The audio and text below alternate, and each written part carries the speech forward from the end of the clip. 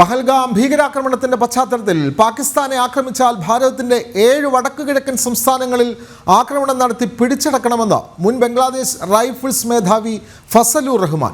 ഇക്കാര്യത്തിൽ ചൈനയുമായുള്ള സംയുക്ത സൈനിക നീക്കത്തിനുള്ള ആലോചന ആരംഭിക്കാമെന്നായിരുന്നു പ്രകോപനപരമായ പ്രസ്താവന. ഭാരതത്തിനെതിരായ ചൈനയുടെ ഗൂഢനീക്കങ്ങൾ ശരിവെക്കുന്നത് കൂടിയാണ് ഫസലുർ റഹ്മാന്റെ പരാമർശം. വിവരങ്ങളുമായി ഇന്റർനാഷണൽ ഡെസ്കിൽ നിന്നും ഐസൺ ജോസ് ചേരുകയാണ്. ഐസൺ, ഭാരതവും പാകിസ്ഥാനും തമ്മിൽ ഒരാക്രമണം ഉണ്ടായാൽ പാകിസ്ഥാൻ ആദ്യം കൂട്ടുകൂടുക ചൈനയോടായിരിക്കും. ചൈന ഒരുപക്ഷെ അതിന് കൈകൊടുക്കാനുള്ള സാധ്യതയുമുണ്ട്. കാരണം ഈ ഭീകരാക്രമണം നടന്ന വേളയിൽ പാകിസ്ഥാനെ പരസ്യമായി അനുകൂലിച്ച ഏകരാഷ്ട്രമെന്ന് വേണമെങ്കിൽ ചൈനയെ വിശേഷിപ്പിക്കാം. അപ്പോൾ ചൈനയുമായി കൂട്ടുചേർന്നായിരിക്കും പാകിസ്ഥാൻ ഭാരതത്തിനെതിരെ നീക്കങ്ങൾ ശക്തമാക്കുക, അല്ലെങ്കിൽ ഒരു യുദ്ധമുണ്ടായാൽ അത്തരത്തിൽ ചൈനയെ കൂട്ടുപിടിച്ചായിരിക്കും ഭാരതത്തോട് ഏറ്റുമുട്ടാനുള്ള നീക്കം.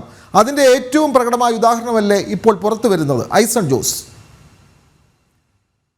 തീർച്ചയായും വിനോദ്, അത്തരത്തിലുള്ള ഒരു കൃത്യമായ സൂചന തന്നെയാണ് ഇപ്പോൾ ALM ഫസലുർ റഹ്മാൻ്റെ ആ വാക്കുകളിൽ നിന്നും, അദ്ദേഹം ഫേസ്ബുക്കിൽ പോസ്റ്റ് ചെയ്ത വാക്കുകളിൽ നിന്നും മനസ്സിലാക്കാൻ സാധിക്കുന്നത്. നേരത്തെ നമ്മൾ സൂചിപ്പിച്ചതുപോലെ ഇദ്ദേഹമാണ് ഈ ഫസലുർ റഹ്മാൻ എന്ന് പറയുന്ന മുൻ സൈനിക മേധാവിയുടെ ഭാഗത്തു നിന്നാണ് ഇത്തരത്തിലൊരു വിവാദ പ്രസ്താവന ഉണ്ടായിരിക്കുന്നത്. അതിൽ അദ്ദേഹം പറയുന്നത്, ആ പോസ്റ്റിൽ കൃത്യമായി ഫസലുർ റഹ്മാൻ പറയുന്നത്, ഏതെങ്കിലും തരത്തിൽ പാകിസ്ഥാനെ ഭാരതം ആക്രമിക്കുകയാണെങ്കിൽ ഉടൻ തന്നെ വടക്ക് കിഴക്കൻ സംസ്ഥാനങ്ങളെ, അതായത് ഭാരതത്തിൻ്റെ വടക്ക് കിഴക്കൻ സംസ്ഥാനങ്ങളിൽ അധിനിവേശം നടത്തണമെന്നും ആ അധിനിവേശം നടത്തുന്നതിനെ ചൈനയുടെ പിന്തുണ ആലോചിക്കാവുന്നതാണ് എന്ന ഒരു വളരെ വിവാദപരമായൊരു നിലപാടാണ് അറിയിച്ചിരിക്കുന്നത്. ഈ നിലപാട് വിവാദം എന്നതിനപ്പുറം ചൈന ഇക്കാര്യത്തിൽ നടത്തിയ ചില നീക്കങ്ങളുടെ സൂചനകളുമായി കണക്കാക്കാൻ സാധിക്കുന്നുണ്ട്. ഈ അടുത്ത കാലത്താണ്, കഴിഞ്ഞ ഒരു മാസത്തിനിടയിലാണ് വീണ്ടും സെക്രട്ടറി തല ചർച്ച ബംഗ്ലാദേശും പാകിസ്ഥാനും തമ്മിൽ ആരംഭിക്കുമ്പോൾ ആ നയതന്ത്ര ബന്ധം പുനഃസ്ഥാപിക്കുകയും ചെയ്തത്. അത് വലിയ വിവാദങ്ങളൊക്കെ വിളിച്ചു വരുത്തിയിരുന്നു. ചരിത്ര നിഷേധമാണ് ഇത്തരത്തിലുള്ള നയതന്ത്ര ബന്ധങ്ങൾ സ്ഥാപിക്കുന്നത് എന്ന കർശനമായ വിമർശനം കടുത്ത രീതിയിൽ തന്നെ വരികയും ചെയ്തിരുന്നു. ഇത്തരത്തിൽ വന്നിരുന്ന ഒരു സാഹചര്യത്തിൽ കൂടിയാണ് ഈ ഒരു ഫസലുർ റഹ്മാൻ്റെ ഈ പ്രസ്താവന എന്നതാണ് ഏറെ ഗൗരവമർഹിക്കുന്നൊരു വിഷയം.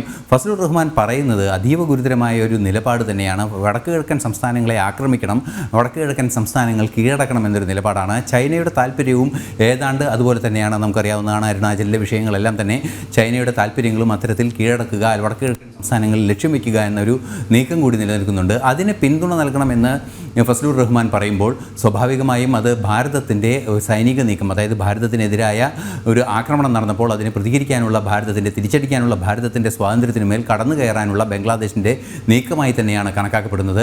ഏറെ ഗൗരവമർഹിക്കുന്നത് ബംഗ്ലാദേശ് സർക്കാരിൻ്റെ, നിലവിലെ ബംഗ്ലാദേശ് സർക്കാരിൻ്റെ താൽക്കാലിക സംവിധാനത്തിൻ്റെ ഒരു മുതിർന്ന ഉദ്യോഗസ്ഥൻ കൂടിയാണ് ഇയാൾ. അതുപോലെ തന്നെ മറ്റ് ചില ഗുരുതരമായ കേസുകൾ, അതായത് ചില BSFനെ ആക്രമിച്ച കേസുകളിലെല്ലാം തന്നെ പരിശോധനകൾ നടത്തുന്ന ആ ഒരു ജഡ്ജിൻ്റെ സ്വഭാവമുള്ള അധികാരി കൂടിയാണ് എന്നതാണ് ഏറെ ഗൗരവമർഹിക്കുന്നൊരു വിഷയം. തീർച്ചയായും ഈ ഒരു പ്രശ്നത്തിൽ പാകിസ്ഥാൻ്റെ മുൻ ജനറലിൻ്റെ ഭാഗത്തു നിന്നുണ്ടാകുന്ന ഇത്തരത്തിലൊരു പരാമർശം അതീവ ഗുരുതരമായൊരു പരാമർശമായി തന്നെയാണ് കണക്കാക്കുന്നത്.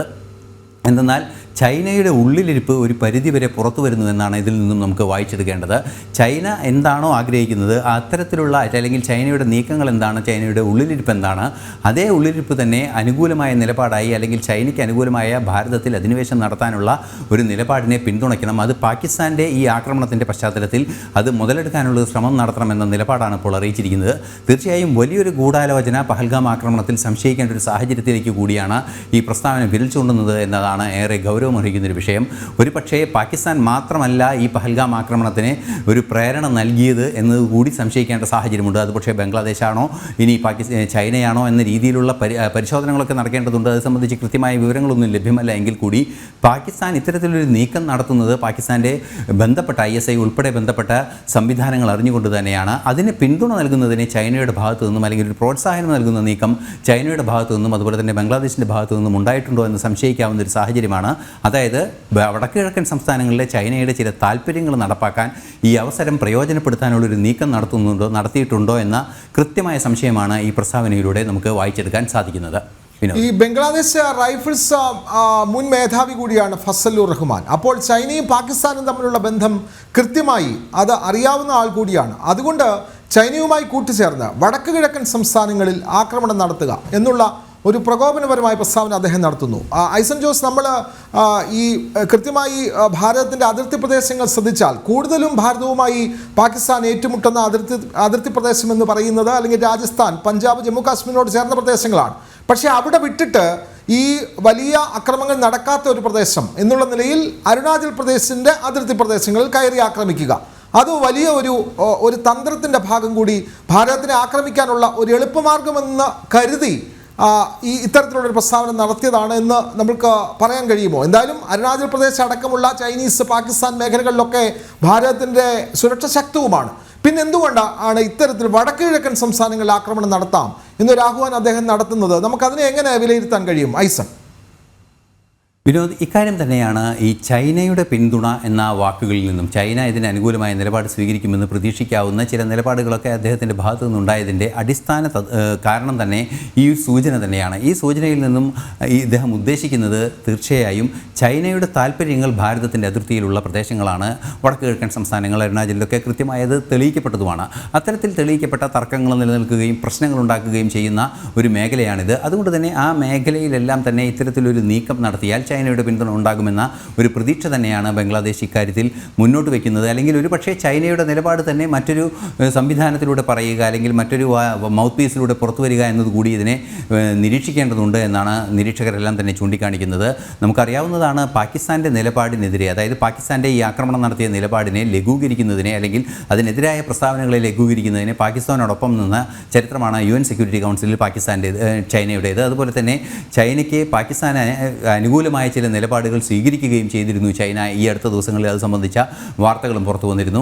അത്തരത്തിൽ സ്വതന്ത്ര അന്വേഷണത്തെ മുന്നോട്ട് വയ്ക്കുകയാണ്. അതായത് പഹൽഗാം ആക്രമണത്തിൽ ഒരു സ്വതന്ത്ര അന്വേഷണത്തെ മുന്നോട്ട് വെച്ച പാകിസ്ഥാൻ്റെ ആ നിലപാടിനെ അംഗീകരിച്ച ഒരേ ഒരു രാജ്യം ചൈനയാണ് എന്നതാണ് ഏറെ ഗൗരവമർഹിക്കുന്നൊരു വിഷയം. അത്തരത്തിലുള്ള പശ്ചാത്തലം നിലനിൽക്കുകയും സ്വാഭാവികമായും ബംഗ്ലാദേശിൽ നിന്നും ഇത്തരം ഒരു നീക്കം നടത്തുകയും ചെയ്യുമ്പോൾ, അല്ലെങ്കിൽ ബംഗ്ലാദേശിൻ്റെ ഉന്നതാധികാരി ഈ ഒരു നിലപാട് പറയുകയും ചെയ്യുന്നു.